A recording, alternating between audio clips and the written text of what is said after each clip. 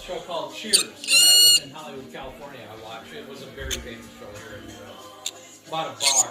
And everybody would go there. It was called Cheers, and they would hang out and they would talk about life and this kind of thing. I went to see episode being recorded in Hollywood when I lived there.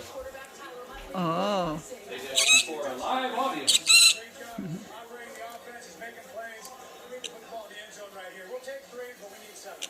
Talk about taking three. You held them to three. You held them, the Steelers. And how do you just continue to stop them? We did a good job in the red zone. They got the big play up the left side by Nat Harris. And I'm going to spray this other side and flip it. But spray the other side before I flip it.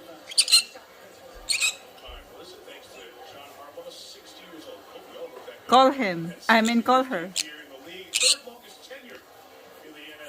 Where's your boss?